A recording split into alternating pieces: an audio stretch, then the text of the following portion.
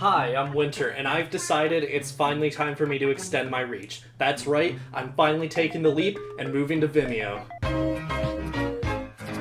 Yep, this is just what I needed. Look at all my loyal viewers! Okay, so the move to Vimeo wasn't all that lucrative for me. However, that doesn't mean it isn't helpful to expand your audience by moving to a new platform, and game developers know this fact better than anyone. When a console's life ends, everybody has to start making new games for it, and sometimes that can take a while. I mean, take the PS5, the thing's been out for a year and I feel like there are still hardly any exclusive games for it. 90% of the time with the PS5, you'll probably be able to find a version of any game you can think of for the PS4. Hell, this copy of Spider-Man Miles Morales literally advertises that you can upgrade to the PS5 version for free if you waste half a grand on the space heater. So in the interim between new games, developers will just bring their old shit to this new console. Again with the PS5, Miles Morales came with a PS5 port of the first Spider-Man game.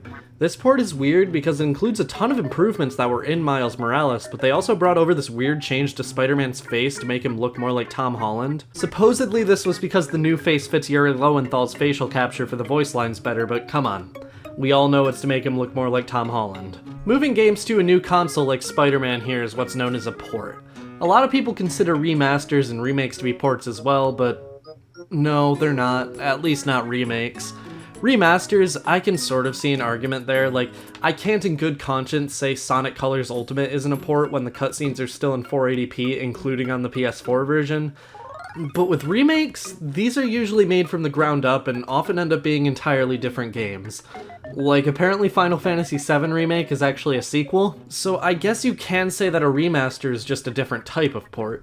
A direct port would just be moving a game to a new console and saying that's it. Usually remasters update smaller things like textures or something, but leave the base game alone. There's this weird stigma around ports lately though. Everyone seems to think that ports are just a lazy way for companies to make a quick buck, when in reality, I think ports are really important. They're a way to preserve games because, let's face it, a lot of these older games aren't going to last forever. We're living in a time where some 3DS cartridges are starting to die, and the 3DS is only 10 years old. But if those games get ported up to a newer console, then that's not only giving new fans a chance to play the game, but also giving those games the chance to last a little longer. Now, when it's Rockstar porting GTA 5 for the 16th time in 10 years, yeah, that's where it becomes a little more questionable. Seriously, Grand Theft Auto 5 has been released on every major non-Nintendo console since the Xbox 360 and PS3. Think about that. That's 2 whole console generations ago. It's safe to say GTA 5 doesn't need these ports, but the game is just too goddamn profitable for Rockstar not to port it to everything. Skyrim is another game that's gotten this treatment for even longer than GTA 5. I feel like this game blew up when it was released, and even though it's still kept alive and strong by its modding community, I never see anyone talking about it other than during E3, where the classic joke is, oh boy, what's Skyrim getting ported to this time? Even Bethesda has joked about it during E3, with Skyrim for Amazon Echo. They made this gag trailer where you can play Skyrim using Alexa and voice commands, and it's just like, Todd, come on. Don't you have like 6 other games to be making right now? Bethesda has been subsisting off of mostly Skyrim for 10 years now. Look, I can talk ports all day. I'm a Nintendo fan. I eat full-price ports for breakfast.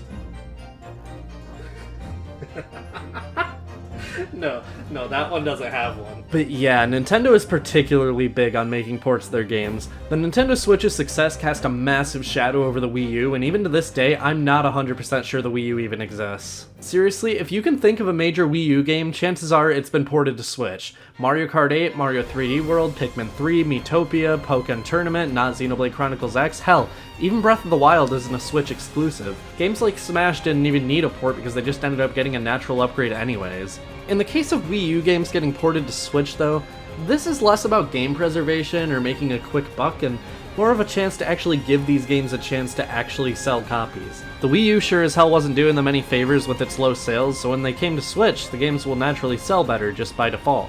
But yeah, I have no excuse for this fucking thing. Look, Mario 3D All-Stars is worth $60, no matter what the angry Twitter mob will tell you. You're looking at officially updated HD versions of 3 full-length 3D Mario platformers. For each one of these except Mario 64 if you're a speedrunner, this is the definitive version of these games if you're like me who refuses to emulate because your computer sucks and also you like holding plastic. Is this a lazy collection? Yes. Are the ports the best they can possibly be? No.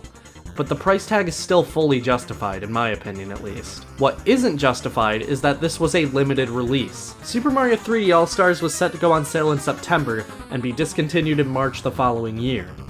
This is a scummy move that was solely designed to make Nintendo as much money as possible. You better believe scalpers f***ing loved this. But even despite scalpers loving the whole limited release thing, I still see this on store shelves whenever I go anywhere. That's not because Nintendo is actively making more copies, it's because they scammed everyone who was interested in the game to buy it within the first couple months because they were afraid of scalpers. Yes, I will defend the $60 price point here, but what I will not defend is the shitty business practice of using the fear of scalpers against fans just to maximize profits in the short term.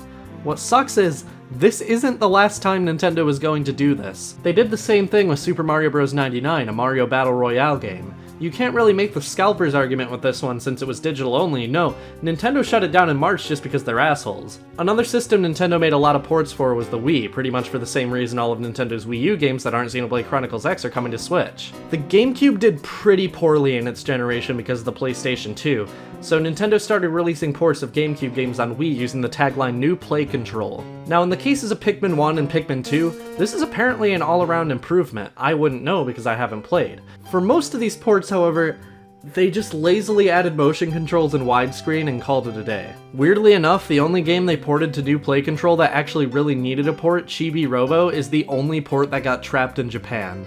Even Metroid Prime made it over in the Metroid Prime Trilogy collection, but sure, let's screw over the game that actually deserves and needs a second chance. Okay, I'll talk about you now. Sonic Colors Ultimate released not that long ago. From what I've played of the PS4 version, the game is pretty good. However, the Switch version is where the issues come in, and honestly a good example of where so many developers fall short when it comes to ports. The Nintendo Switch version not only runs in a lower resolution and frame rate, which I honestly don't care about since I record footage in 30 frames per second anyway, but it also has load times for levels that at times reach upwards of 20 seconds. It has game-breaking glitches, and it has visual glitches so intense that there is a genuine possibility they could cause seizures. This is on top of a remix soundtrack with no option to listen to the originals instead. That's not a hard feature to add. Xenoblade has it, why not the Blue Hedgehog? This is just sloppy.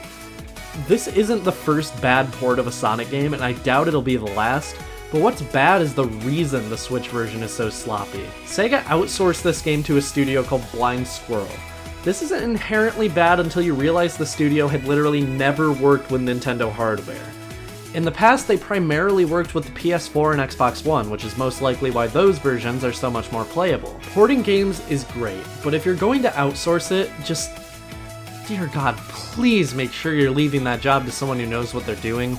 Sonic Colors deserve better than this, and while Blind Squirrel is actively working to fix many of these issues, they will never be able to fully recover from what a disastrous launch this was. Alright, so the Vimeo port was kind of a disaster. Where do I go next? Facebook? Yeah, Facebook. Yeah, this isn't working either. Maybe Twitter? Oh, come on!